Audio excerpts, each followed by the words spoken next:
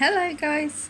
So Nuna got in contact with me a little while ago and they asked me if I was interested in reviewing their new plus tested swivel seat, and I said yes because I think that's an awesome idea. And so they sent me their newest car seat at the moment, which is the Nuna Norr, and it is 360 spin actually, but it's plus tested, so you can only spin it for rear, so you can spin it but it will only lock rear facing. So let's take a look. The safest way to ride.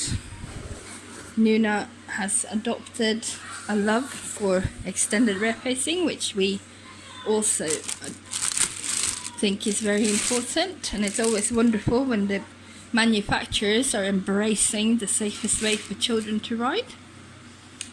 This is also an I-size car seat, as by the logo. And so let's unwrap this.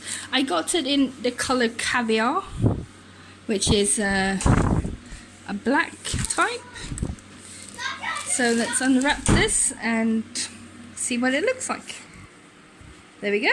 So you're taking it out of the box. So the thing that is and one of the special things about the Nuna is they do this with not only this one, they also do it with the other car seat, is that they send you an extra cover. So this is an extra cover for the car seat, so that's included in the price, and that's not bad. It comes with the rebound bar, as we know, and it's got the recline here, and it's got 7 recline positions. You simply squish this and then up and down. So 1 is the most reclined baby setting, and then as the child grows you reduce the recline. A booklet about the seat, 2 car seat covers, a mesh. So this is the extra one, and that is the mesh one for the summer. So currently we have the default on, and this is the infant part here. Now another thing that I noticed that I liked is this here. You see this? If I can get, hang on, let me put, there we go. So if you see here, you got in all the way in there, and down is the button. So you push down, but it's all the way down there. And this is stuck. You can't actually move this. So you have to like get your fingers, pretty much my whole thing down there, to get to the button to loosen the harness. Words escape me, sorry. Which should hopefully help so that little fingers and little children, etc., don't have a jolly good time pushing that button and pulling their harness loose. It's got an infant insert. This is the newborn insert. It comes in different pieces when you take it off. So we can see here there's these buttons, and this is the veg, which is the last part you remove. Then you simply put this on. There's a headrest, an extra one, also popped, you can take off like so, very easy. Then one of the special things about this car seat that I noticed the first time I saw it, which was at the baby show, I also saw it in Kinnenjungen, but I saw it before that, and that is this here. And this, I don't know any other car seat that has this, so that's a bit interesting. So the thought here, as I understand it, is that it's to reduce the upwards movement of the child in the event of an accident. So to stop the child's upward movement in the event of an accident. So this is the veg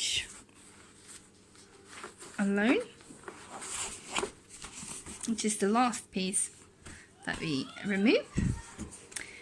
Generally, I believe around 18 months or so that you would remove this. It all depends on the child though. So even though there's a guideline, age guideline about what piece goes out when, that's always going to be child dependent. So you don't have to rigorously stick to that. And there's that handbook here, and I was very happy that they have Isofix. Yeah, it's an Isofix seat, by the way, sorry. Here. That they have the Isofix, because not all seats come with these days, actually. A lot of people have stopped, manufacturers have stopped sending these out. And in our car, the Isofix is absolutely a nightmare to get to. So I am going to need these. Not that they're not very far away, like they're quite close, but it's like this bit here in the seat button is just, it's so tight that you like, oh, can't get it in. So yeah, so I'm very happy about that. Here is at the back of the seat on the headrest is the headrest button. Goes up and down. So you push it in any minute now, and then you lift. Well, I can't do it with one hand. Oh, I think I've injured myself. So we'll have to do that in a minute. So I pull the headrest up. It isn't actually difficult to do. It was just very difficult to do while holding the phone. But it goes up and down very easily.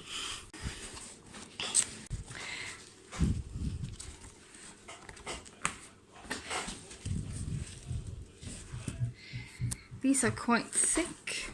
Now that could be a positive and it could be a negative, but they are stuck on Velcro, it seems. I'm also doing it as we go because I haven't looked at the seat. I've only looked at it slightly, so we're exploring together this time.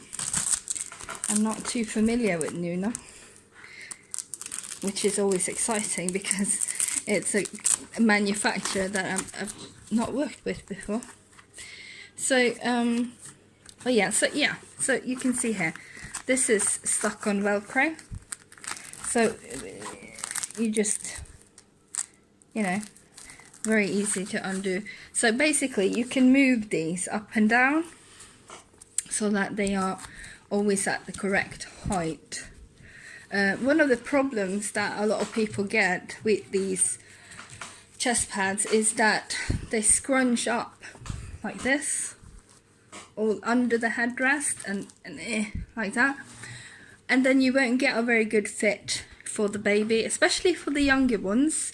On the bigger ones it's a lot easier, but for the younger ones, especially the babies and small toddlers, this tends to be a problem. So make sure that you pull these out and down nice and easy. So yeah, so it spins, and also, as we can see here, good indicators on the seat, which is always nice. So this one's to 18.5 kilograms, so you do get the extra half a kilogram, which in many cases is what you need. For most children, reaching 18 kilos tends to slow down the process tends to slow down. Even when we think, oh my god, he's going to grow out of his seat, he's 16 kilograms and blah blah blah. A lot of the time, it takes up to a year, a lot of the time, before they actually reach 8 kilo more. It's obviously child dependent, but, you know, in theory. So we can see here indicators for the install as well, if it wanted to zoom. So Isofix red, as you see now, turns green here when it's correct. People think that Isofix is foolproof and that you can't actually install them wrong, but I can tell you right away that I have come across several Isofix seats where only one Isofix arm was in, or half in, or one was red and the other one was green, you know, so they're not foolproof, so make sure that you do check them every time you go in the car. And then it's the leg. So as I mentioned before, the seat is plus test approved. It's a complete voluntary test to do. It's quite expensive as well to do it, but so when the people when you send in a seat, you basically, you know, you think this is going to be it. So yeah, it's the strictest crash test in the world, and it's the only one in the world as well that tests the neck load force of the child or dummy. No other test in the world will do this. So the thoughts behind the plus test is that any car seat that has this approval, and they all have this sticker, so when you look at the car seats, you want to look at the rear-facing seats, if you see this sticker, it means that they aren't plus tested. And the thought behind the plus test is that it's basically a worst case scenario test. So I think that the thought process is that if you put your kid in a plus tested car seat, it's going to live, you know, no matter what happens, you know, as far as, you know, if you don't think about drowning, fire, or a complete demolished flat packed car. But yeah, so the thought process is that if the car seat has been plus test approved, this means that this car seat is going to keep your child safe no matter what, you know. That's basically it. That's what I always tend to recommend. I do recommend plus tested seats above most of the other ones. I mean, obviously circumstances, cars and so forth, we can, you know, argue back and forth about whether or not the car seat is the best seat for that particular child or family, but from a completely test perspective and you know, a technical perspective, a plus tested car seat is the one you can't go wrong with safety wise. So yeah, I didn't show you is that the seat rotates, as we know, it's 360, and the button for the rotation is here. So you got the legs go here. This is the rebound bar that goes up against the seat back, which, by the way, is a very important feature. And personally, I think that all rear-facing seats should have this, unless they have tethers. The tethers, like 25 kilogram rear-facing seats, all have tethers, which do the same job. But yeah, so